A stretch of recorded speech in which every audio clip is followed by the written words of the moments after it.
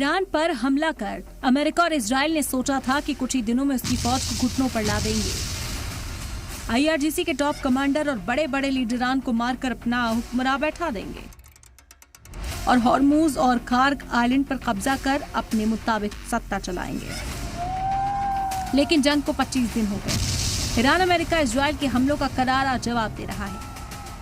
हालात ये हो गए हैं कि सदर ट्रंप हॉर्मूज और खार्ग आइलैंड पर कब्जा तो दूर सीज फायर की बात करने लगे। हालांकि कुछ दिन पहले उन्होंने दावा किया था कि वो हॉर्मूज पर अपना कब्जा कर लेंगे। Be jointly controlled. By who? Maybe me.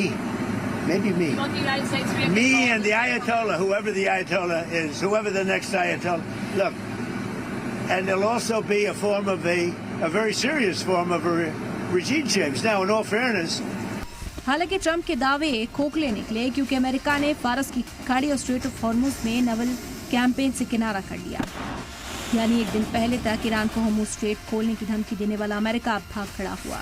दावा किया गया कि ट्रंप के इस यू टर्न के पीछे ईरान की वो छोटी पनडुब्बी है जो हॉर्मूज को अमेरिकी नेवी का कब्रगाह बना सकती है। 1980 के ईरान इराक युद्ध के दौरान भी अमेरिकी नौसेना को हॉर्मूज में कदम रखने की भारी कीमत चुकानी पड़ी थी। इस बार भी ठीक ऐसा ही होता अगर अमेरिका हॉर्मूज और खार्ग आइलैंड में फौजी ऑपरेशंस के बारे में सोचता,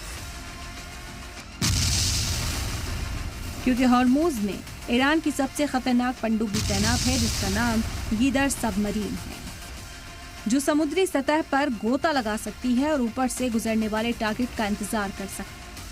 ऐसा करते वक्त वो जहाजों की आवाजाही से होने वाले तेज शोर का इस्तेमाल करके अपनी मौजूदगी के संकेतों को छिपा सकती है। ईरान के पास गदीर क्लास की 23 से ज्यादा पनडुब्बियां हैं जो कई हथियारों से लैस हैं, जिसमें जास 2 मिसाइलें शामिल हैं। ईरान की पनडुब्बी से लॉन्च होने वाली क्रूज मिसाइलें हैं जिसकी मारने की सलाहियत 300 किलोमीटर से भी ज्यादा है। यही नहीं, इनमें एक सुपर केविटेटिंग टॉर्पीडो शामिल है जो अपने चारों ओर हवा का एक बुलबुला बनाकर 350 किलोमीटर पर आर की तेज रफ्तार से चल सकता है। इतनी तेज स्पीड की वजह से टॉर्पीडो से दुश्मन के जहाजों का बचना नामुमकिन हो जाता है। जानकारी के मुताबिक ईरान के पास 23 गदीर क्लास पनडुब्बी में से 10 से 16 पनडुब्बियां भी एक्टिव हैं, जिन्हें स्ट्रेट ऑफ हॉर्मूज में तैनात किया गया, जो अंडर वाटर सुरंगों और समुद्री गुफाओं में है। इन पनडुब्बियों की लंबाई 29 मीटर होती है और इनका वजन करीब 120 से 150 टन हो सकता है, जो शिपिंग लेन में 4 से 8 नेवी माइंस बिछा सकती हैं। इन्हें अमेरिका के सैटेलाइट तक ट्रैक नहीं कर सकती क्योंकि कुछ ही सेकंड्स में ये पनडुब्बियां गायब हो जाती हैं। ईरान पहले ही कह चुका है कि जंग का आगाज अमेरिका इजराइल ने किया है, लेकिन उसका अंत ईरान करेगा क्योंकि उसने अभी अपने नए हथियारों का इस्तेमाल ही नहीं किया। वो अभी 10 साल पुराने हथियारों से हमला कर रहा है। ترامپ بداند ما برای اینکه سالها با شما بجنگیم از پیشرفته ترین امکانات امروز برخورداریم. اول جنگ هرچی ته انبار داریم میزنیم. फारस की खाड़ी और स्ट्रेट ऑफ हॉर्मूज एक उथला, संकरा और जहाजों के शोर शराबे से भरा हुआ इलाका है। ऐसी जगहों पर बड़ी पनडुब्बियों को काम करने में अक्सर मुश्किल होती है। ऐसे में ईरान ने इन इलाकों के लिए खास तरह की पनडुब्बियां डिजाइन की हैं, जिनसे पार पाना किसी भी मुल्क के लिए आसान नहीं है।